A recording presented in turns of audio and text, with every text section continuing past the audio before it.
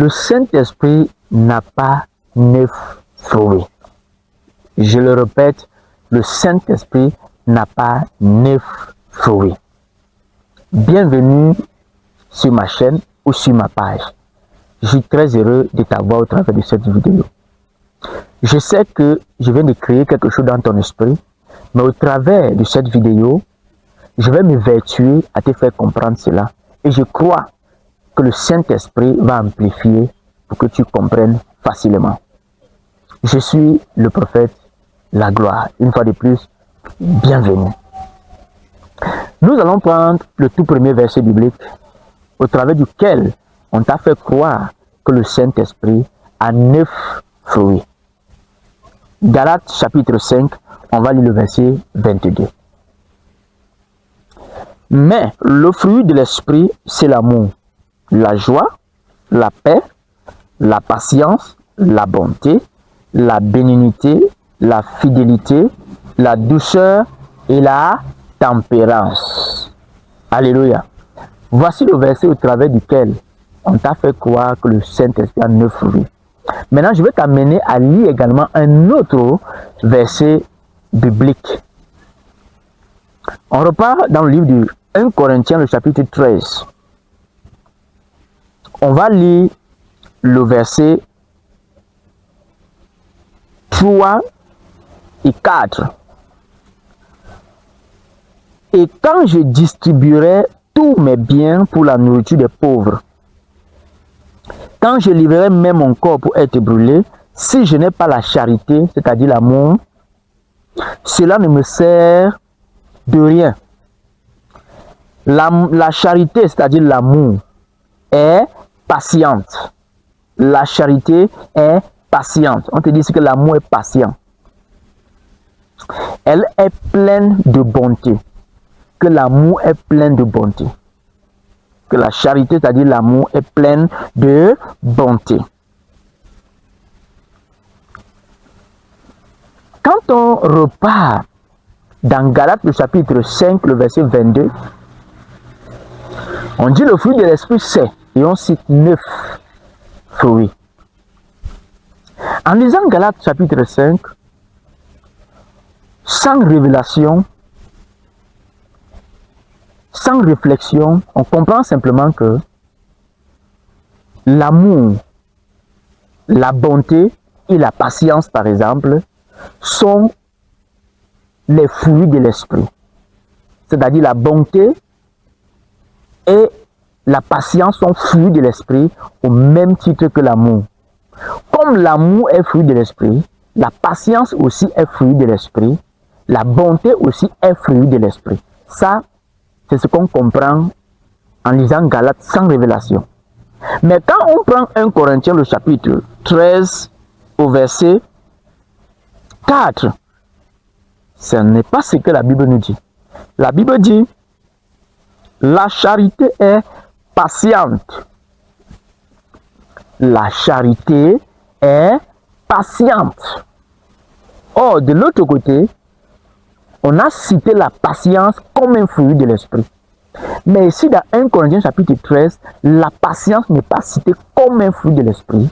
La patience est citée comme une vertu de l'amour. Donc, pour dire, là où il y a l'amour, il y a la patience. Là où il y a l'amour, il y a la bonté. La bonté et la patience, ici dans 1 Corinthiens chapitre 13, sont citées comme vertu, voilà, sont cités comme vertu de l'amour. Mais dans Galates, au chapitre 5, ils sont cités comme fruits de l'esprit au même titre que l'amour. Maintenant, quel est le verset biblique qui est vrai? Si nous nous référons à la nature, qui est le livre qu'on ne peut pas falsifier, bien-aimé dans le Seigneur, chaque arbre produit son fruit. Le fruit de l'oranger, c'est l'orange. Le fruit du manguier, c'est la mangue. De cette même manière, le fruit de l'esprit, c'est l'amour. C'est pourquoi on précise bien le fruit de l'esprit. Le fruit de l'esprit, c'est l'amour. Comme l'oranger produit l'orange et l'orange a des vertus, le Saint-Esprit produit l'amour et l'amour a des vertus qui sont la patience, la bonté, la paix, la tempérance, ainsi de suite. Ça veut dire, là où il y a le Saint-Esprit, il y a l'amour. Et là où il y a l'amour, il y a les vertus de l'amour. Ça veut dire que si je dis que je suis en Christ, j'ai l'Esprit de Dieu. Et si j'ai l'Esprit de Dieu, je dois avoir l'amour. Et si j'ai l'amour, je dois être bon. Je dois être patient. Je dois être tempérant, ainsi de suite. Qu'est-ce qui prouve que j'ai l'Esprit de Dieu? C'est l'amour. Et qu'est-ce qui prouve que j'ai l'amour? C'est la patience, c'est la bonté, c'est la tempérance, ainsi de suite. Nous naissons de nouveau. La Bible dit que celui qui n'a pas l'Esprit de Dieu n'appartient pas à Dieu. La preuve que nous sommes fils de Dieu, c'est l'Esprit de Dieu. Mais comme l'Esprit de Dieu est visible, qu'est-ce qui prouve que nous avons l'Esprit de Dieu? C'est l'amour. Maintenant, qu'est-ce qui prouve qu'effectivement, nous sommes amour? Pas seulement de la bouche, mais par les actions que nous posons, qui sont la patience, qui sont la bonté, qui sont la tempérance, la paix, la joie. Ce sont ces vertus qui prouvent que nous avons l'amour. On reconnaît un arbre à son fruit. On reconnaît que nous avons l'Esprit de Dieu par l'amour. Et on reconnaît que nous sommes amour par ces vertus, par les vertus de l'amour. Donc, bien aimé dans le Seigneur, le monde veut se nourrir des vertus de l'amour que nous avons. Si nous avons l'amour de Dieu, donnons cet amour au monde. Donner l'amour, c'est donner les vertus de l'amour. Est-ce que tu comprends? Vous voyez, on aime la mangue. Par exemple, l'orange est plus sollicité que la mangue par rapport à ses vertus. Maintenant, toi, tu dis que tu as l'amour. Qu'est-ce qui va faire en sorte que tu sois sollicité par rapport à celui qui n'a pas l'amour? Ce sont les vertus que tu as. On va voir la patience, on va voir la paix, on va voir la joie et on va dire cet homme est amour. On ne dira pas qu'il a l'Esprit de Dieu, mais on va dire qu'il est amour. Si tu arrives à un endroit où on ne connaît pas l'Esprit de Dieu, mais tu manifestes, on te voit, tu es patient, tu es bon, tu es rempli, tu n'es pas orgueilleux, tu pardonnes facilement, on va dire cet homme est amour, il aime les gens. On va prononcer l'amour parce que tu es en train de produire quoi? Les vertus de l'amour. Donc, à partir d'aujourd'hui, sache que le Saint-Esprit n'a pas 9 fruits, mais il a combien? Un seul fruit qui est l'amour, et l'amour a ses vertus qui sont plus de 8, qui ne sont pas seulement 8. Parce que si on ajoute même le pardon, ça fait 9. L'humilité est un fruit de l'amour, est une vertu de l'amour aussi. Parce que quand on est en Galate, la Bible dit, l'amour n'est point envieuse, une vertu. La charité ne se vante point. Elle ne s'enfle point d'orgueil. Ça veut dire que celui qui a l'amour est humble. Elle ne fait rien de malhonnête. Elle ne cherche point son intérêt. Elle ne s'irrite point. Elle ne soupçonne point le mal. Elle ne se réjouit pas de l'injustice, mais elle se réjouit de la vérité. Elle excuse tout. Elle croit tout. Elle espère tout. Elle supporte tout. Ainsi de suite. Est-ce que quelqu'un est en train de m'écouter? Alléluia. Oui. Mes bien-aimés, c'est ça la vérité. Bon, je sais que je viens de faire un tohu-bohu dans ton esprit. Mais je crois que le Saint-Esprit va continuer à amplifier et à te révéler cela. Parce que c'est la vérité. Vous savez, il n'y a pas de puissance face à la vérité. La vérité reste la vérité. Même si vous la combattez comment, le mensonge n'a pas de longues jambes. Le mensonge n'a pas eu de longues jambes. Il vient de s'arrêter là. Ce message doit parcourir le monde entier. Tu dois partager dans tous tes groupes. Tu dois partager dans tous tes groupes. Parce que ça va changer quelque chose. Dans ce qu'on croyait la vérité, pourtant ce n'était pas la vérité. Vous connaissez la vérité et la vérité vous affranchira. Donc, qu'est-ce que on peut tirer de ceci? Donc, il ne sert à rien de dire que j'ai l'amour.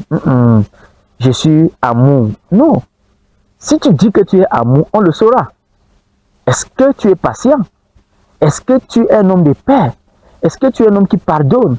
Est-ce que tu es un homme qui ne s'irrite pas n'importe comment? Est-ce que tu es un homme qui n'aime pas la malhonnêteté, qui ne s'irrite point, qui ne soupçonne point le mal, ainsi de suite? Ce sont ces choses qui nous montrera, qui vont prouver à ceux à qui tu dis que tu as l'amour, que tu es véritablement amour. La Bible dit, Dieu a tant aimé le monde. Et regarde ce qu'il a fait. Dieu a tant aimé le monde et il s'est sacrifié. On a vu, on ne dit pas seulement que Dieu a aimé, mais il a posé une action. L'amour de Dieu l'a mené à poser une action. Ça veut dire que si nous sommes enfants de Dieu, l'amour de Dieu, nous avons l'Esprit de Dieu. L'Esprit de Dieu produit l'amour. Et l'amour en nous va nous amener à poser des actions. On juge que tu as l'amour par les actions que tu poses.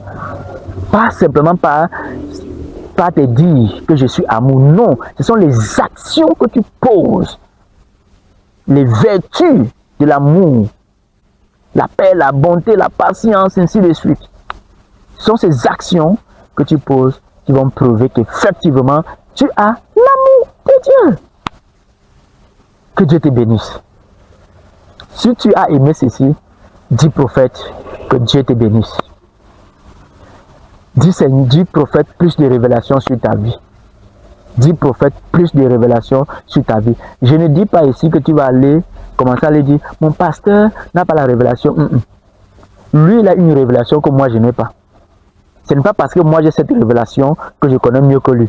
Peut-être ce n'est que la révélation que moi, j'ai. Or, lui, il a plusieurs révélations que lui, là, que moi, je n'ai pas. C'est en ça que nous nous complétons. C'est en ça que nous nous complétons. Moi, Dieu m'a donné cette faculté de comprendre les Écritures. Lui, il a autre chose que moi, je n'ai pas. En fait, c'est ça qui fait en sorte que nous soyons complémentaires, qu'on se complète. Que Dieu vous bénisse. Restons humbles. C'est ça qui prouvera que nous avons l'amour de Dieu. Si tu n'es pas encore abonné, abonne-toi pour cette aventure. J'ai tellement de choses à partager avec toi. Cette vidéo doit faire le tour du monde. Partage dans tous les groupes, je précise bien dans tous les groupes, partage cette vidéo. Que Jésus-Christ te bénisse. Reste connecté. Surtout, je dis abonne-toi si tu n'es pas encore abonné. Si tu me suis et que tu n'es pas encore abonné, fais-le maintenant. Fais-le maintenant avant que je ne quitte cette vidéo. Vas-y, abonne-toi et active la cloche de notification pour ceux qui me suivent sur Facebook. Pour ceux qui sont sur YouTube, autant pour moi. Pour ceux qui sont sur Facebook, allez, va, abonne-toi et active également la cloche de notification. Que Dieu te bénisse. Allez, shalom.